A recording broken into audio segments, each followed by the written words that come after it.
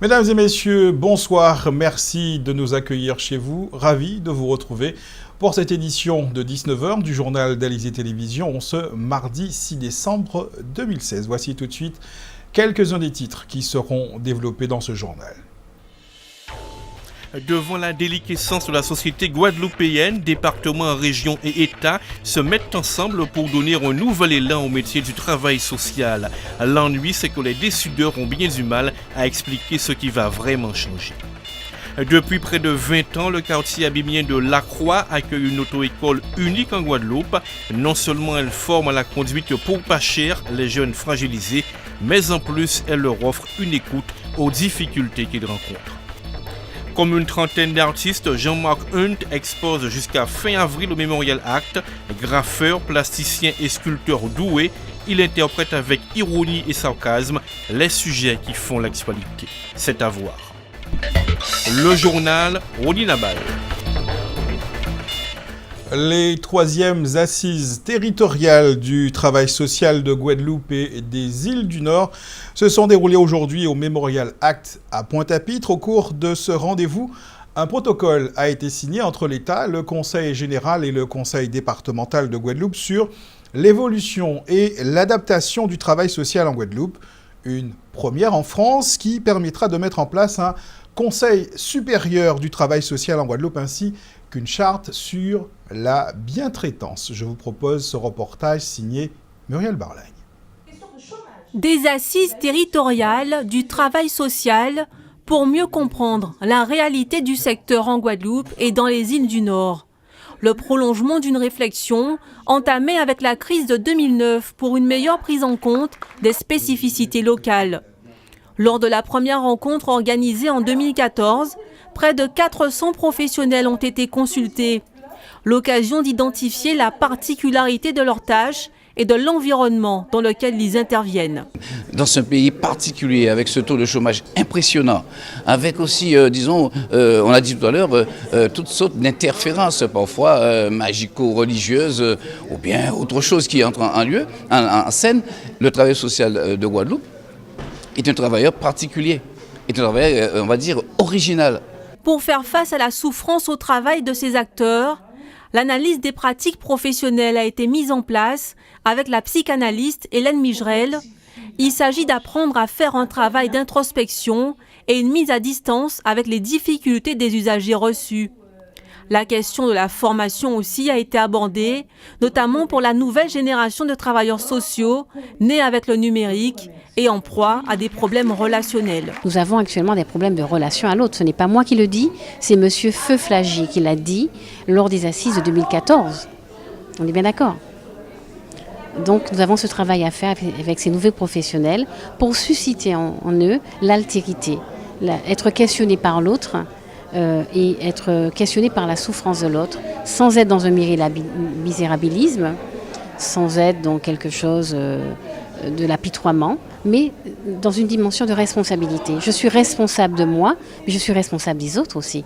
Une nouvelle définition du travail social a été validée et des supports innovants proposés lors des précédentes rencontres pour améliorer la prise en charge des publics ont été présentés, comme par exemple le bulletin social, annuaire de tous les travailleurs sociaux de l'archipel, la cartographie de l'emploi du personnel et des compétences pour organiser l'évolution du métier et enfin un protocole sur l'évolution et l'adaptation du travail social en Guadeloupe.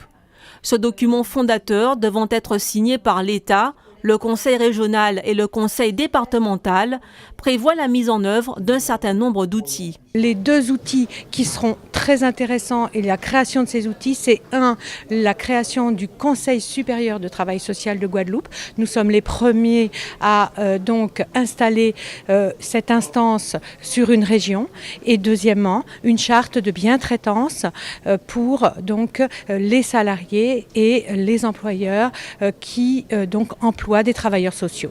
Voilà les deux outils nouveaux et majeurs, avec bien sûr la prise en compte de tous les outils qui existent déjà, notamment le schéma régional des formations sanitaires et sociales qui est fait par le Conseil régional. Nous avons également les formations initiales et les formations continues. Et puis nous avons la plateforme régionale d'observation sociale qui va être activée, qui sera en lien. Voilà donc les acteurs du social armés pour réinventer des métiers en pleine évolution. Connaissez-vous l'auto-école solidaire de l'Aqua aux Abîmes? Savez-vous que depuis maintenant 20 ans, cette structure unique en son genre en Guadeloupe forme à la conduite à des prix dérisoires des jeunes en situation difficile? Mais à cela s'ajoute une écoute aux tracasseries qu'ils peuvent rencontrer dans leur vie quotidienne. Bref, tout est fait pour les mettre sur la voie de la réussite, comme le montre ce reportage de Jacques Damprobe. À première vue, ce cours d'auto-école ressemble à tous les autres, sauf qu'il s'adresse essentiellement à des jeunes en situation difficile. Ils viennent des Abîmes, de Pointe-à-Pitre ou de Bémao. Implantée à l'Aqua Abîmes, c'est une école de conduite solidaire. Suivie par des travailleurs sociaux, les élèves peuvent compter sur des prix plus qu'abordables, mais aussi et surtout sur l'accompagnement de l'équipe pédagogique. Nous sommes là pour aider les jeunes qui ont des difficultés, comme on l'a dit, de lecture, de compréhension, chose que, effectivement, nous, on va prendre plus de temps avec eux, d'accord? Les jeunes qui arrivent ici, d'accord, on va lui donner le temps de s'adapter, le temps, effectivement, de comprendre, d'accord? Et nous sommes là avec eux, nous les accompagnons. Avec les panneaux d'intersection. Le panneau d'intersection. Oui. Quel est le problème que tu rencontres?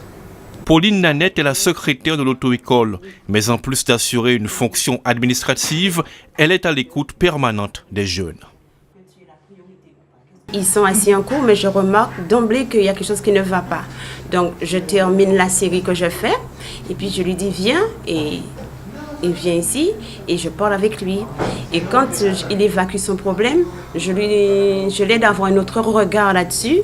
Bien sûr, on lui donne quelques conseils. Après, il revient en cours avec beaucoup plus de concentration, ce qui l'aide à mieux suivre son cours et avoir des points beaucoup plus intéressants que s'il était resté perdu dans le cours sans rien comprendre. Lorsque, par exemple, on ne comprend pas dans une question, comme vous avez vu tout à l'heure là, il y a des questions des fois qu'on n'arrive pas à comprendre. Dans les auto-écoles, dans les autres, comparé à celui-là, elle nous explique comment faire, vous voyez. Et puis avec ça, ça nous aide à réussir et puis voilà. Si tu sais pas lire, eux ils vont lire les diapos pour vous. Si tu comprends pas, eux ils vont t'apprendre. Ils vont t'expliquer au fur et à mesure pour que tu puisses comprendre. Et quand tu as compris, et tout, ça t'aide. Ouverte essentiellement aux jeunes de moins de 26 ans, l'école de conduite est gérée par l'Association pour l'aide à l'enfance et l'adolescence. Depuis 1997, elle répond à une mission d'insertion à destination des publics en difficulté. En plus des cours de code et de conduite, d'autres outils pédagogiques sont mis en place. On utilise un outil qui est formidable, qui est le camp d'immersion sociale à visée code routier. C'est-à-dire qu'on transporte l'activité de l'auto-école dans des environnements tout à fait nouveaux et qui servent aussi de découverte pour ces jeunes-là, où ils arrivent à s'exprimer, mais aussi à extérioriser les vieux démons qui les hantent depuis tantôt. Le CEPSI, tout au long de l'année, mène des projets avec les jeunes. En fait, les projets sont basés tous sur soit permettre aux jeunes de retrouver une estime de soi, les permettre de se réinsérer soit dans la famille, soit retourner à l'école, soit trouver un travail. Donc c'est surtout l'humain que nous travaillons. Nous essayons de les faire comprendre qu'ils ont une certaine importance et que c'est à eux de se prendre en main. Plusieurs projets éducatifs sont menés par le CEPSI pour permettre aux jeunes de se faire une place dans la société. La route est longue, mais l'objectif est de trouver sa voie.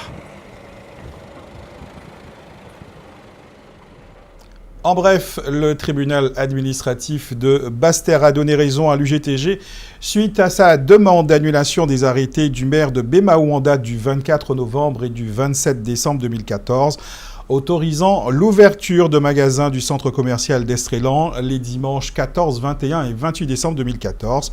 Ces 3 arrêtés sont annulés et l'association des commerçants, le centre commercial ainsi que 4 des enseignes qui y sont implantées devront verser solidairement à l'UGTG la somme de 1 500 €. Pour ce qui est de la mairie de Bémao, elle devra quant à elle s'acquitter de la somme de 1 750 € au profit du syndicat. Dans un instant, nous irons à la rencontre du plasticien Jean-Marc Hunt qui expose une œuvre au Memorial Act à Pointe-à-Pitre. Mais pour l'heure, place à notre tour d'horizon de l'actualité dans la grande région. Nous irons en Guyane, nous irons également en Colombie. Mais avant, direction la Martinique, c'est votre rendez-vous Caraïbes. Après une colère rouge qui aura duré près d'une semaine, les sapeurs-pompiers ont fini par reprendre le travail en Martinique. Un protocole d'accord ayant été signé dans la soirée du lundi 5 décembre entre la CGTM, la Confédération Générale des Travailleurs Martiniquais, et le SDIS, le Service départemental d'incendie et de secours. Un protocole de fin de conflit qui comporte une dizaine de revendications formulées par les pompiers, essentiellement liées à leurs conditions de travail. La hiérarchie des soldats du feu s'est notamment engagée sur le recrutement de pompiers professionnels, le renouvellement des véhicules de secours et la construction de centres de secours. Par ailleurs, une rencontre est prévue dans les jours qui viennent avec Alfred Marie-Jeanne, président en exercice de la collectivité territoriale de Martinique. Après la Réunion et Mayotte, Marine Le Pen a officiellement annoncé sa venue en Guyane. La présidente du Front National a prévu d'y passer 3 jours entre le 15 et le 18 décembre. Mais selon Ronnie Tran, le secrétaire départemental du FN en Guyane, la candidate à l'élection présidentielle de l'an prochain pourrait prolonger son séjour. Comme on dit trivialement, ce sera plus si affinité. En dehors de l'incontournable visite du centre spatial, Marine Le Pen donnera surtout une orientation économique à son séjour en Guyane. Elle prévoit notamment de rencontrer les acteurs des secteurs miniers et du bois. Bien évidemment, il sera aussi question d'immigration. Reste à savoir comment sera reçue la patronne du FN en Guyane, alors que son parti était arrivé en 3e position lors des élections européennes de 2014, avec près de 14% des suffrages exprimés. 37, c'est le nombre de personnes qui ont perdu la vie dans les glissements de terrain qui se sont produits en Colombie pendant l'actuelle saison des pluies. 10 000 familles sont concernées à travers le pays. 28 des 32 départements que compte la Colombie ont été touchés durant ces derniers mois. Le plus récent éboulement meurtrier remonte au tout début du mois de décembre à Cali. Il a fait 6 morts et 3 blessés. La Colombie connaît 2 périodes pluvieuses dans l'année, la première de mars à juin et la seconde d'octobre à décembre. Jean-Marc Hunt fait partie de la presque trentaine d'artistes qui sont invités à contribuer à l'exposition intitulée Écho imprévu, mise en place au Memorial Act de Pointe-à-Pitre, une exposition inédite qui regroupe des œuvres de plasticiens et d'artistes caribéens, des installations, de la vidéo, de la photographie, du dessin, de la sculpture et bien évidemment de la peinture. C'est ce mode d'expression qu'a choisi le plasticien guadeloupéen promu récemment au grade de chevalier de l'Ordre des Arts et des Lettres par le ministère de la Culture et de la Communication. Jean-Marc Hunt présente une œuvre inédite qui regroupe une trentaine de toiles. Muriel Barlagne est allée à sa rencontre. Voici Récit cosmogonique, un polyptyque constitué de 30 tableaux comportant 9 dessins chacun.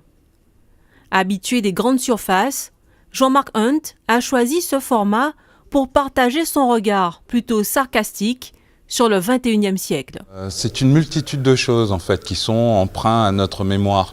Mémoire collective, mémoire sociétale, mémoire politique, enfin la mémoire telle qu'on la conçoit à travers l'éducation aussi. Et la façon dont on nous inculque une mémoire, la façon dont aujourd'hui on est capable d'interpréter cette mémoire. Le fait est que nous sommes régis par différents pouvoirs à travers le monde et que nous pouvons observer les transformations radicales en fait, de ce monde à travers les générations. Et donc ma proposition, Récit cosmogonique, raconte un peu tout cet enchevêtrement d'événements qui pour moi sont la création de notre univers. Chaque dessin provient du carnet de croquis que Jean-Marc Hunt amène partout avec lui pour pouvoir créer sur le vif au moment où il voit les choses. Pour les réaliser, il a appliqué de la peinture acrylique sur une peinture céramique. Le plasticien s'est laissé inspirer par les accidents, allant chercher au plus profond de lui-même. Il ne restait plus ensuite qu'à réunir les dessins sur une toile, un travail d'accumulation qui fait sens pour lui. J'aime beaucoup le travail en série. Tout mon travail d'atelier est un travail en série. Ce travail en série découle tout simplement de l'accumulation de pensées. L'accumulation, c'est pour moi régit en fait notre société aussi bien par sa politique que par sa consommation. Donc, pour moi, un audit se fait sur plusieurs interprétations, sur plusieurs personnes. Donc, pour moi, la série va le mieux expliquer, enfin, identifier notre 21e siècle. Cette œuvre est présentée pour la première fois au Memorial Act dans le cadre de l'exposition collective et Causes imprévues. C'est un extrait d'une série plus importante que le peintre ne fait que commencer. Parlons santé pour clore cette édition. L'Ayurveda est une forme de médecine traditionnelle originaire de l'Inde qui est pratiquée un peu partout dans le monde et qui est également enseignée en Guadeloupe.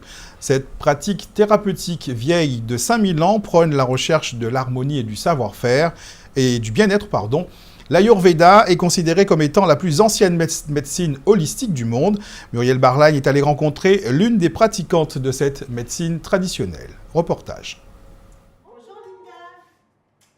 Linda Gobandos est praticienne en médecine ayurvédique. Cette médecine traditionnelle, originaire de l'Inde, prend l'individu dans sa globalité. On l'a dit holistique. Elle s'intéresse au corps, au mental et aux émotions. D'où l'importance des entretiens lors des consultations. Son but est d'identifier le profil de la personne à prendre en charge et de définir le déséquilibre à la source de ses symptômes. Le principe de base de la médecine ayurvédique, c'est que nous sommes la nature. Nous ne sommes pas juste des entités ou des êtres plus intelligents que la nature. Et par conséquent, pour trouver un bien-être et être en bonne santé, il va falloir, dans un premier temps, trouver un équilibre avec notre propre nature, car la médecine ayurvédique considère que chaque individu est unique, et aussi l'équilibre que nous avons, nous, avec l'environnement dans lequel nous vivons. Parce que notre corps s'adapte continuellement aux choses qui nous entourent, c'est-à-dire l'intensité de la lumière, ou bien la température, ou bien ne serait-ce que les événements aussi qui peuvent affecter notre vie, que ce soit sur le plan mental ou émotionnel. Donc le mot d'ordre de l'Ayurveda, c'est vraiment l'adaptation. En France, la médecine ayurvédique est une médecine complémentaire. Pas question pour le praticien de se substituer à un médecin. Quand on prend un individu en charge, on va essayer de le conseiller sur le plan de l'alimentation. On va aussi donner des conseils pour son hygiène de vie. On peut donner des plantes, ça va dépendre du cas, mais ça arrive qu'on donne des plantes pour pouvoir améliorer soit la digestion, le sommeil ou autre chose. Et aussi, ça nous arrive de donner des conseils pour les soins et le développement personnel aussi. Rappelez-vous qu'un individu, c'est un individu complet. Cela fait 3 ans que Muriel consulte Linda Gobandos. Elle a fait un AVC il y a 7 ans. Depuis, elle est hémiplégique et doit vivre avec un défibrillateur. Elle est donc suivie par des professionnels de santé classiques, mais elle a ressenti le besoin de compléter cette prise en charge par l'Ayurveda. Pour elle, Linda Gobandos a prévu essentiellement des massages à l'huile de sésame. C'est un rendez-vous que je ne veux pas rater. D'abord, ça commence par ça, donc c'est déjà très important. C'est mon instant à moi, donc c'est un recentrage un petit peu sur mon élément corps, qui est déjà très, très fragilisé, très abîmé, et qui là se reconstitue, un petit peu se ressource. Donc pour moi, c'est un ressourcement essentiel. Donc Parce que moi, je suis de la partie soins, puisque je pratique avec Linda des soins toutes les semaines. Et c'est vraiment du haut du crâne au doigt de pied, donc, et tout y passe. Donc je veux dire que ce massage en profondeur aux huiles chaudes sur tout le corps, c'est quelque chose qui me réénergétise véritablement. J'en ai vraiment besoin. Cette méthode corporelle est appelée Abhyanga. Elle n'est pas seulement utilisée pour soigner. Pratiquée avec de l'huile tiède réchauffée au bain-marie, c'est un rituel quotidien. Il permet de tonifier la peau, renforcer les muscles et les défenses immunitaires, détendre le système nerveux et les tensions musculaires, évacuer les toxines. L'Abhyanga fait partie des techniques que Linda Gobendos transmet lors de ses formations en Ayurveda. Agnès Ponama est une stagiaire assidue. Le fait qu'on puisse se soigner avec tout ce qui nous entoure, la nature, ça a toujours été quelque chose des choses qui m'ont fascinée. Donc c'est pour ça que je me suis toujours penchée vers l'Ayurveda. L'Abhyanga ne représente que 5% de toute la gamme de soins possibles en Ayurveda. Âgée de plus de 5000 ans, cette science, considérée comme la mère de toutes les médecines, est toujours bien d'actualité. Quelques informations pratiques. Sachez que les habitants de Saint-François et de la Désirade seront privés d'eau ce soir entre 22h et 6h demain matin. Demain soir, ce sont ceux du bourg des Abîmes qui n'auront pas d'eau au robinet dans la soirée, mais également une partie de Saint-François dans la matinée de demain. Bragelogne, mais lotissement Colline, Cocoyer, Bépalmiste, Sainte-Marthe, Belle-Arbre, Belle-Place et Vallée d'Or seront concernés. Il s'agit des délestages opérés par le SIAG sur son réseau. Un point sur la météo. Malgré quelques nuages sur la Basse-Terre et le centre de la Grande-Terre, il fera beau ce soir sur la presque totalité de la Guadeloupe. Dans le sud de la Basse-Terre et sur les communes de Marie-Galante et des Saintes, quelques gouttes sont tout de même possibles. Demain mercredi, ces mêmes régions pourraient connaître quelques averses, mais le reste de la Guadeloupe sera... pour le reste de la Guadeloupe, ce sera du beau temps ensoleillé. C'est une bonne nouvelle également au niveau de la qualité de l'air, puisque Guadair nous annonce un indice Atmo de 3 pour demain. Je vous souhaite de passer une bonne soirée. On se retrouve demain 19h pour un nouveau point sur l'actualité locale et régionale.